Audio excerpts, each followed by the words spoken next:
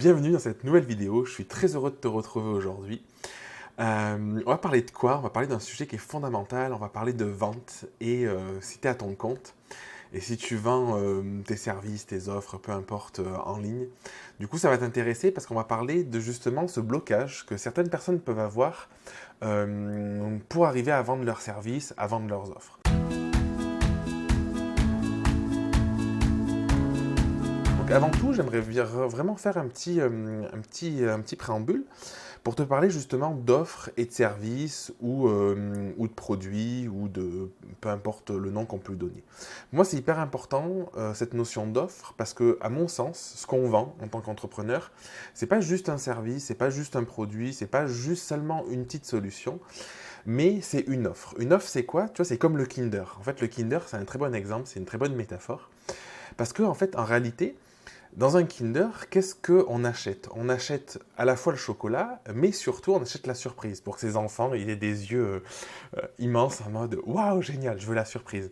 Et d'ailleurs, la plupart du temps, les enfants, ce qu'ils cherchent, ce qu'ils sont contents d'avoir, c'est pas le chocolat en réalité, c'est la surprise qu'il y a dans le Kinder.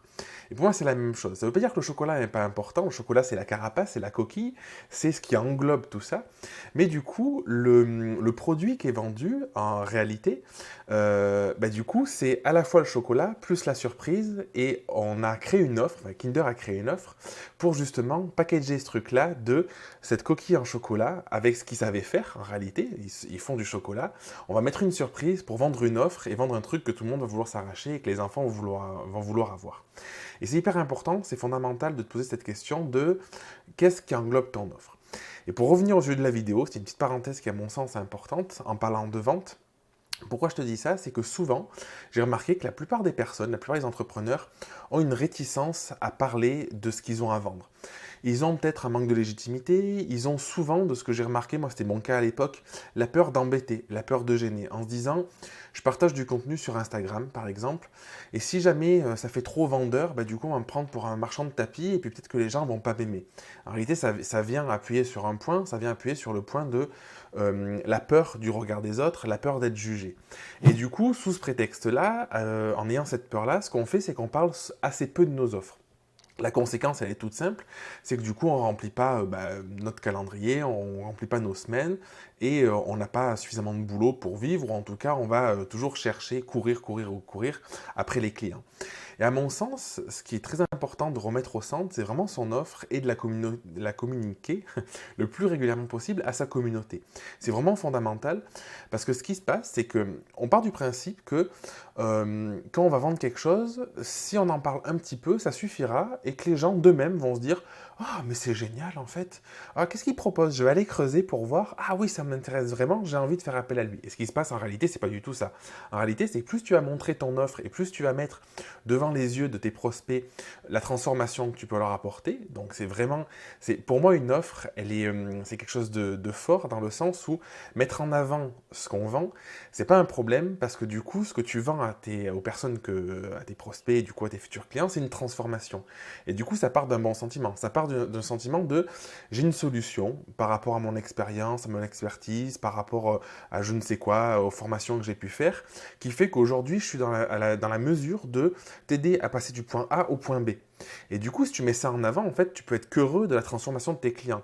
Et du coup, la conséquence de vendre ça, c'est un revenu, un salaire qui dépend du nombre de prestats que tu vas vendre. Et c'est fondamental parce que la plupart du temps, on se restreint en mode je veux pas trop parler pour pas trop gêner.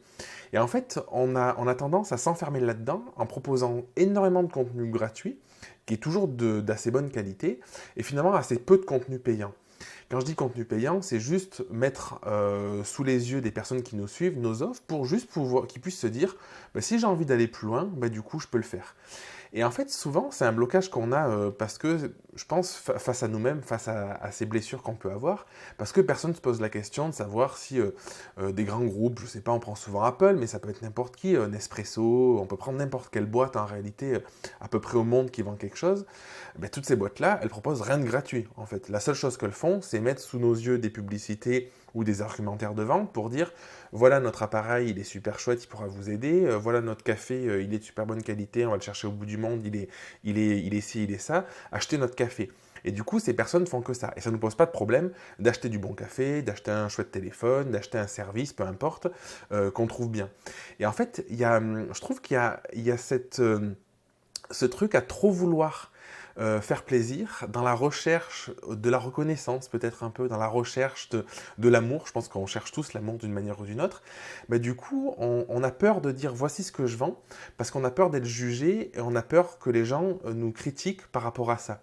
Alors que, à mon sens, devrait être l'inverse. On devrait être fier de dire ben voilà, moi ce que j'ai à vendre, bon, c'est pas un téléphone du coup, mais c'est tel programme d'accompagnement, c'est tel service en ligne, c'est tel service en présentiel, c'est telle ou telle offre du coup. Et on devrait être fier de ça parce que si notre offre elle est alignée à qui on est, si on a passé du temps à la réfléchir, à l'imaginer, ça veut dire que c'est une offre de qualité, ça veut dire que c'est une offre qui est capable de transformer la vie de quelqu'un. Et sincèrement, c'est pas rien, ça apporte quelque chose de fort à mon sens. C'est une offre qui est capable d'apporter du bonheur, de la joie, en fonction de ce que tu proposes. Tu peux mettre tous les mots que tu veux derrière. Et du coup, la seule chose, c'est que en échange de ce temps que tu as passé avec les personnes, en échange peut-être de ta formation en ligne suivant des formations, en échange de tes connaissances ou de tes compétences, tu vas recevoir simplement une somme d'argent qui va te permettre juste de vivre et de continuer à faire ce que tu fais. Et je vois souvent des personnes qui s'épuisent à communiquer, à partager beaucoup de contenu gratuit sans jamais oser montrer ce qu'ils font vraiment et ce qu'ils vendent. Et du coup, ils sont dans l'attente que les gens d'eux-mêmes se disent « Ah ben c'est chouette, je vais y aller ». Et ça crée une frustration et ça crée un découragement qui fait que pour certains ou pour certaines, au bout d'un moment, ils se disent ben, « J'arrête parce que du coup ça marche pas et je reprends un autre travail ». Alors que pour moi, le fondement justement de l'entrepreneuriat, c'est être fier de ce qu'on a à vendre, c'est être fier du service, des offres que l'on a pu créer et tout faire pour les partager au monde entier au plus possible pour que des gens qui s'y retrouvent, il n'y a pas de vente forcée, hein, mais que les gens qui s'y retrouvent puissent se dire « Ok, j'ai envie d'aller plus loin avec cette personne, j'ai envie de découvrir ce qu'elle peut m'apporter, j'ai envie de connaître son programme, j'ai envie ci, j'ai envie ça, pour peut-être faire affaire ou pas. » Et ce qui se passe, c'est que c'est parfois pas le moment, mais du coup, c'est des petites graines qu'on met. Et petit à petit, c'est comme une publicité que tu vas voir au fur et à mesure, et bien au bout d'un moment, ça va s'ancrer en toi, sans t'en rendre compte, c'est inconscient, et tu vas dire, ah ben ce produit, il a l'air pas mal. Mais si tu l'avais vu 0 fois ou une seule fois, sûrement que tu ne te serais pas dit ça. C'est à force de voir le produit, à force de voir des messages où tu te dis bah, c'est chouette, ça a l'air sympa, tu te dis bah, peut-être ça pourrait m'intéresser et que tu passes à l'étape suivante de dire je vais voir ce qu'il en est concrètement. Et je pars du principe que les gens qui ne veulent pas nous suivre et qui ont envie d'avoir du contenu gratuit, on en fait la plupart du temps, moi le premier, et du coup c'est ok, ils peuvent suivre ça. Et les gens qui sont gênés par le fait de la vente, du système de vente, dis-toi un truc, c'est que tu n'es que le miroir des personnes. Et du coup ce que les personnes en réalité ressentent face à toi, c'est quelque chose qui leur appartient à eux, qui t'appartient pas à toi. Et la plupart du temps, c'est que soit c'est pas tes clients, et du coup, tant mieux s'ils partent et s'ils n'utilisent pas de leur temps pour ça parce qu'ils ont sûrement mieux à faire. Ce sont des personnes chez qui tu vas enclencher un processus et au bout d'un moment, ils vont se dire ouais, mais c'est vrai en fait, ça me renvoie ça, c'est pas agréable, c'est pas confortable. Comment je peux aller plus loin pour transformer ça et me sentir mieux? Voilà pour cette petite vidéo. C'est un sujet qui était, en tout cas qui me passionne. Je pourrais en parler et en parler des heures. Dis-moi en commentaire si tu es OK, si tu es d'accord avec moi ou pas, parce qu'il n'y a pas de vérité, chacun pense ce qu'il veut. Tu peux me partager aussi ta vision de la vente. Pour toi, c'est quoi la vente? Ta vision de l'offre. Est-ce que tu penses qu'il vaut mieux avoir juste parlé de services, de produits, ou est-ce qu'au contraire, c'est intéressant de parler d'une offre et de mettre en avant ça? Et puis je te dis à très très vite pour une prochaine vidéo. Je t'embrasse.